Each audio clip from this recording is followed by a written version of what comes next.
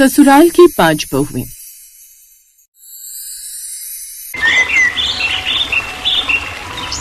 सुबह के 8 बजे थे।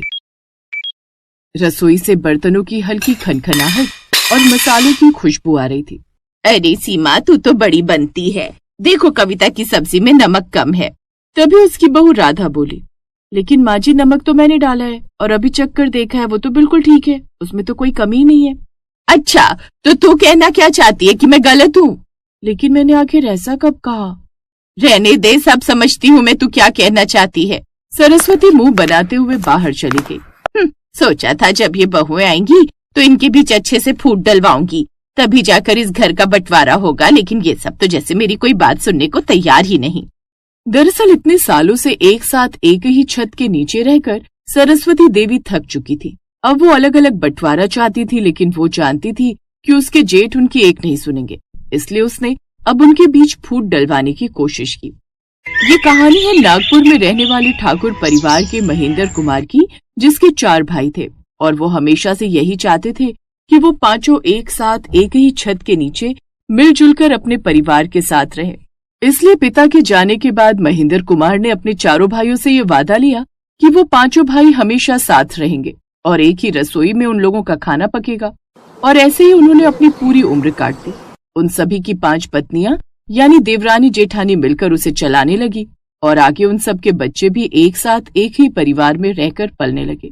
उन सभी के एक एक बेटे थे। जब वो बड़े हुए तो उन सब की शादी भी हो गई और अब उनकी बहुएं भी आकर एक साथ रहने लगी।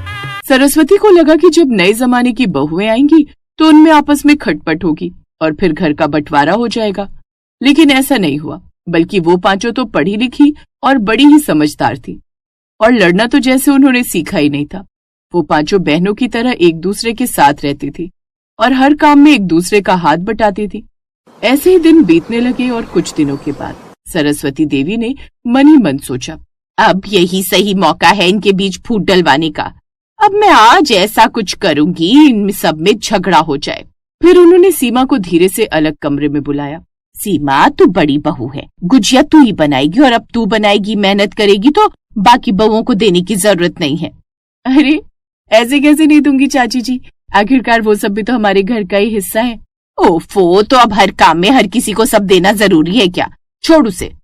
ऐसे ही सीमा को भड़काने के बाद वो दूसरी बहू कविता के पास चली गई और उससे बोली, कविता, तू सबसे अच्छी कचौड़ी बनाती है, इसलिए कचौड़ी तू ही बनाना, और अब जब बनाएगी तो तू किसी को देना भी मत, क्योंकि मेहनत तो सारी तेरी लगी होगी। इसके बाद वो गई अपनी बहू राधा के पास। राधा बहू, तुझे कोई काम करने की जरूरत नहीं है, मैंने उन सबको काम पर लगा दिया है। तेरी जेठानियां अपने आप संभाल लेंगी सब, तू तो बस आराम से अपने कमरे में बैठी रहे। लेकिन माँ जी, ऐसे अच्छा थोड़ी ना लगता है कि जेठानियां काम करें और मैं आराम से बैठी रहूं। बताओ भला, ये भी कोई बात हुई?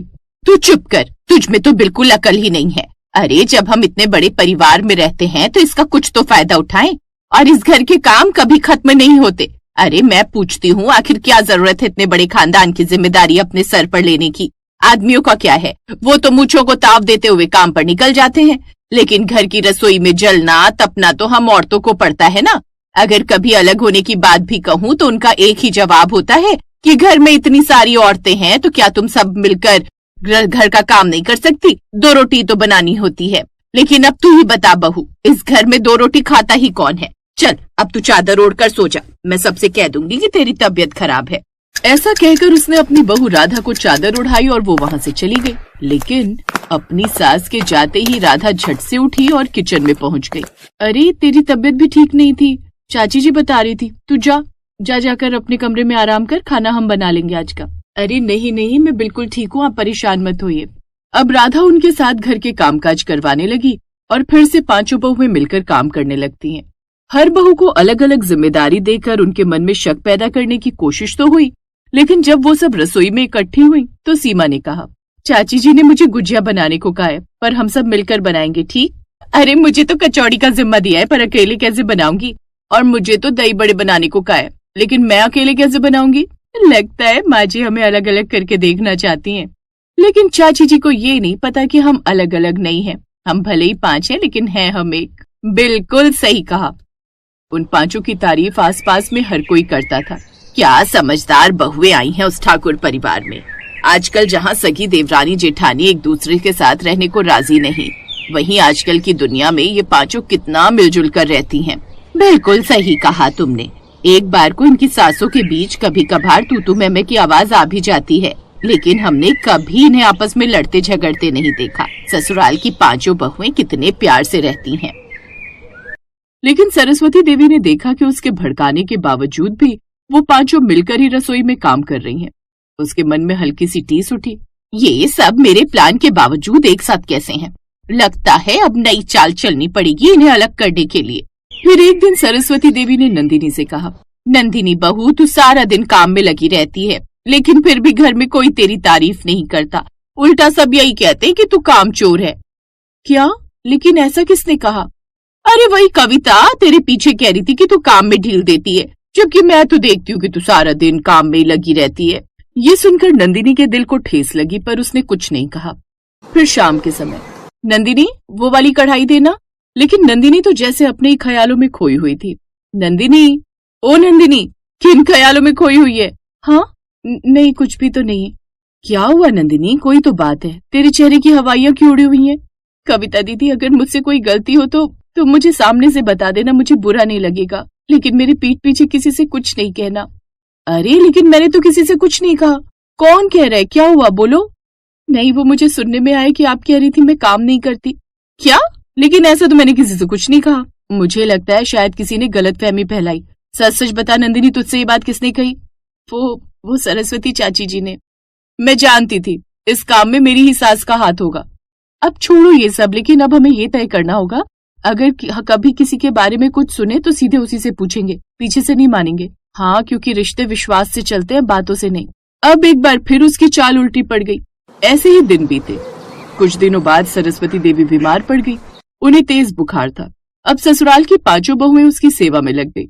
उन सबको अपनी सेवा करते देख सरस्वती देवी की आंखों में आंसू बह निकले। मैंने तुम सबको तोड़ने की बहुत कोशिश की, पर तुम सब इतनी समझदार निकली। माँ जी, घर को तोड़ना आसान है, लेकिन जोड़ना मुश्किल, और हमने जोड़ना सीखा है। 2 दिन में सरस्वती पूरी तरह ठीक हो गई, और उस दिन के बाद वो हमेशा के लिए बदल गई।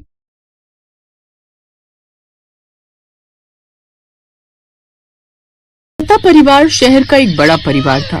सुंदरा मेहता, जो कि घर की मुखिया थी, उसके 5 बेटे थे, मयंक, सौरभ, गौतम, नीलांश और आरव। आज वो अपने सबसे छोटे बेटे आरव के लिए लड़की देखने अपनी चारों बहुओं के साथ गई थी। हमारी बड़ी ही पढ़ी लिखी और समझदार बेटी है। इसने डबल MBA की हुई है और आज एक बड़ी कंपनी में HR की पोस्ट पर है। पिछले 3 साल से नौकरी कर रही है। पढ़ी लिखी तो मेरी ये बाकी की चारों बहुएं भी हैं। किसी ने MBA किया हुआ है तो किसी ने लॉ, और ये तीसरे नंबर वाली बहू, इसने तो डॉक्टरी की पढ़ाई की हुई है, और चौथे नंबर वाली ने टीचर की। क्या बहन जी, अगर आपकी सभी बहुएं इतनी पढ़ी लिखी हैं तो फिर ये सब नौकरी भी करती होंगी? नौकरी वोकरी ये सब नहीं करती। क्या? लेकिन क्यों? वो क्या है ना, हमारी तरफ से तो कोई मना ही नहीं है। वो तो बस इन सब का ही फैसला था कि इन्हें नौकरी नहीं करनी है। लेकिन आप हमारी बेटी को तो नौकरी के लिए अलाउ करेंगी ना? वो क्या है, ये इतनी पढ़ी लिखी है और नौकरी करना चाहती है। हाँ, तो मैंने कौन सा किसी को रोक रखा है? ये करना चाहे तो कर सकती हैं। बाकी हमें तो आपकी बेटी पसंद है, और जहाँ तक मैं समझ पा रही हूँ, मेरे आरव को भी आपकी बेटी मिश्का पसंद आ गई है। क्यों आरव? जी मम्मी। अब सभी मिश्का को पसंद कर लेते हैं और मिश्का को भी आरव पसंद आ जाता है। फिर कुछ दिनों बाद उनकी शादी हो जाती है। फिर शादी के अगले दिन, अरे बाप रे, सुबह के 8 बज गए, उठने में लेट हो गई। घर में सब लोग क्या कहेंगे? मिश्का जल्दी से तैयार होकर रसोई में जाती है, जहाँ उसकी चारों जेठानियां पहले से ही खड़ी थी। सॉरी भाभी, वो उठने में लेट हो गई। कोई बात नहीं देवरानी जी, वैसे अभी तुमने ऑफिस छोड़ दिया या छुट्टी ली है? नहीं भाभी, अभी कुछ दिन के लिए छुट्टी पर ही हूँ। ओह चलो बढ़िया है, अब कुछ दिन तक अपनी शादी एंजॉय करो। काम का क्या है, हम चारों है ना, इस घर की मेड हम संभाल लेंगी। हाँ, तुम जाकर अपने कमरे में आराम करो। अरे नहीं भाभी, आज तो मेरी पहली रसोई है, ऐसे कैसे आराम करूँ? सच कहूँ तो आज मैं खुद बड़ी ही एक्साइटेड हूँ अपनी पहली रसोई के लिए। मेरी सभी फ्रेंड्स ने अपनी फर्स्ट रसोई की फोटो सोशल मीडिया पर डाली है, तो अब मैं भी तो डालूंगी ना। तुम बड़ी मजेदार बातें करती हो, लगता है हम सबकी खूब अच्छे से पटेगी। हाँ वो तो है भाभी, क्योंकि मैं ना कभी किसी को बोर नहीं होने देती। वो चारों खिलखिलाकर हंस रही थी कि तभी वहाँ पर उनकी सास आ जाती है। क्या बात है, ये सुबह सुबह खीखी क्यों हो रही है? और आज नई बहू की पहली रसोई है तो इसे पहली रसोई की रस्में समझाओ। जी माँ जी। अब वो सभी उसे पहले रसोई की रस्म करवाती है, जिसमें वो तरह तरह के पकवान बनाती है। सभी मिश्का के खाने की खूब तारीफ करते हैं। ऐसे ही कुछ दिन बीत जाते हैं। कुछ दिन बाद मिश्का फिर से नौकरी पर जाने लगती है। ये लो मिश्का, नाश्ता करके जाओ, खाली पेट ऑफिस नहीं जाना चाहिए, जानती हो ना ये सेहत के लिए अच्छा नहीं होता। थैंक यू सो मच, आप सब बहुत अच्छी हैं। ऐसा कहकर वो सब तो वहाँ से चली जाती हैं, लेकिन कहीं न कहीं उन सबका चेहरा जैसे मुरझा जाता है। मिश्का उस वक्त जल्दी में थी, इसलिए उनसे कुछ पूछ नहीं पाई, लेकिन वो जानती थी कि कहीं न कहीं कोई तो बात है जो उन्हें परेशान करती है। अगले दिन, रिधिमा दीदी, अंजलि दीदी, क्या मैं आप सबसे एक सवाल पूछूं? हाँ हाँ पूछो ना, क्या बात है? वो बात ये है कि मिश्का कुछ पूछ पाती है उससे पहले उनकी सास वहाँ आ जाती है। अरे तुम सब की सब यहाँ हो, घर में मेहमान आने वाले हैं, उनके लिए जाकर खाने की तैयारी करो। कौन मेहमान माँ जी? तुम्हारी मौसी सास इस तरफ आई है तो सोचा वो हम सब से मिलकर चले, इसलिए उनके लिए कुछ बढ़िया से खाने का इंतजाम कर दो। जी माँ जी। अब वो सब काम पर लग जाती हैं। ऐसे ही कई बार जब भी मिश्का उन सबसे कुछ पूछना चाहती, उससे पहले उनकी सास वहाँ आ जाती थी। ऐसे कुछ दिन बीत जाते हैं। फिर अंजलि, रिया, रिधिमा, टीना और मिश्का, तुम सब यहाँ आओ। अपनी सास की आवाज सुनकर वो जल्दी जल्दी वहाँ आई। जी माँ जी, बुलाया आपने? हाँ, ये बताने के लिए कि अगले कुछ दिन के लिए मैं और तुम्हारे ससुर जी, इनके मुंबई वाले दोस्त हैं, उनकी बेटी की शादी है तो हम वही अटेंड करने के लिए जा रहे हैं। और अब इतनी दूर जा रहे हैं तो सोच रहे इसी बहाने मुंबई दर्शन भी कर आएं। हाँ बहू, इसीलिए हमें आने में कुछ दिन लग जाएंगे। तब तक तुम सब घर का अच्छे से ध्यान रखना। जी बाबूजी, डोंट वरी, हम सब अच्छे से ध्यान रखेंगे, आप बेफिक्र होकर जाइए। चलिए माँ जी, हम आपकी पैकिंग में हेल्प कर देते हैं। अब वो सभी बहुएं मिलकर पैकिंग में उनकी हेल्प करती हैं और अगले दिन वो मुंबई के लिए रवाना हो जाते हैं। अब यही सही मौका है जेठानियों से सच उगलवाने का। उस रोज मिश्का काम से छुट्टी ले लेती है। अरे मिश्का, तुम अभी तक रेडी नहीं हुई? तुम्हें ऑफिस नहीं जाना क्या? नहीं भाभी, वो क्या है ना, मैं ऑफिस जाकर थक गई हूँ, इसलिए सोचा आज के दिन रेस्ट कर लूँ। ओह अच्छा ठीक है। क्या ठीक है? मैंने ये छुट्टी आप सबके साथ मस्ती करने के लिए ली है। आज का दिन मैं अपनी जेठानियों के साथ बिताना चाहती हूँ। चलिए आज हम सब घर में बैठकर साथ में पार्टी करेंगे। मैं आप सबके लिए पिज्जा बनाऊंगी और मैं समोसे। ठीक है, फिर मैं सबके लिए बर्गर और शेक बनाऊंगी। वाह, फिर तो बड़ा मजा आएगा। इसके बाद हम साथ में पार्टी करेंगे और फिर गेम्स भी खेलेंगे। अब वो सभी एक साथ रसोई में जाकर तरह तरह की तैयारियां करने लगती हैं, जिसमें वो कई तरह की डिश बनाती हैं और फिर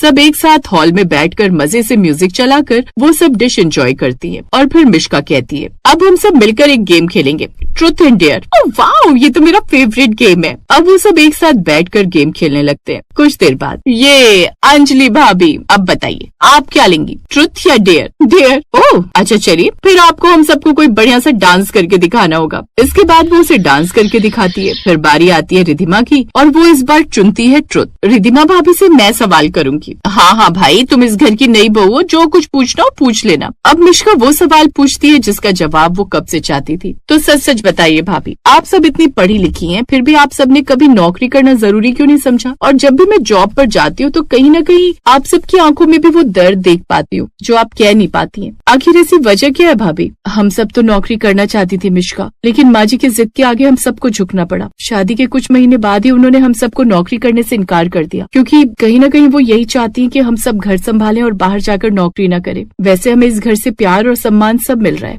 माँ जी ने हमें कभी कोई कमी नहीं होने दी, लेकिन बस यही बात है जिससे हम थोड़ा परेशान रहते हैं, क्योंकि इतनी पढ़ाई लिखाई करके भी हम आज सब हाउसवाइफ बनकर ही रह गई हैं। तुम्हें पता है मिश्का, मेरी एक फ्रेंड है जिसने मेरे साथ पढ़ाई की थी, आज वो 50 लाख का पैकेज लेती है। तो फिर माँ जी ने मुझे क्यों जॉब करनी थी? क्योंकि तुम्हारे पिताजी ने पहले ही बात कर ली थी, और हो सकता है जैसे हम सब की नौकरी 6 महीने बाद छुड़वा दी गई थी, तुम्हारे साथ भी यही हो। ये सुनकर तो मिश्का हैरान रह गई। इसका मतलब आप सब अपनी मर्जी से घर पर नहीं बैठी? नहीं मिश्का। ओह तो ये बात है, लेकिन डोंट वरी, अब आप सबको परेशान होने की कोई जरूरत नहीं है, क्योंकि अब हम सब साथ में मिलकर काम करेंगे, और वो भी घर से। क्योंकि सच कहूँ तो 10-10 घंटे की जॉब करके मैं भी थक गई हूँ। अब मैं अपनी जेठानियों के साथ ऑनलाइन बिजनेस करूंगी और हम सब मिलकर एक कंपनी चलाएंगे, जिसमें रिधिमा भाभी लॉ का सेक्शन हैंडल करेंगी, अपने क्लाइंट संभालेंगी, अंजलि भाभी ऑनलाइन डॉक्टर कंसल्टेशन देंगी, तीसरी भाभी MBA बिजनेस के नियम बताएंगी, और छोटी भाभी आप अपनी ऑनलाइन टीचर की क्लासेस देंगी, और मैं HR डिपार्टमेंट का काम देखूंगी। मैं भी अब आप सबके साथ ऑनलाइन काम करूंगी। साथ ही हम सब इसके साथ साथ अपने अपने हुनर का इस्तेमाल करके घर से अचार, पापड़, इन सब का भी बिजनेस शुरू करेंगे। ये सब सुनकर सभी जेठानियां बड़ी खुश होती हैं, और अब वो सब अपनी देवरानी के बताए हुए तरीके से काम करने लगती हैं, जिससे कुछ ही दिन में उनका अच्छा खासा काम बढ़ जाता है और अब हाउसवाइफ होने के साथ साथ वो इतनी अच्छी अर्निंग करने लगती हैं जितनी वो नौकरी करके भी नहीं कमा पाती थी। कुछ समय बाद जब उनकी सास वापस आई तो अपनी 5 हाउसवाइफ बहुओं का कमाल देख वो खुश हो जाती। Best buddies. Hello friends, Thanks for watching this video.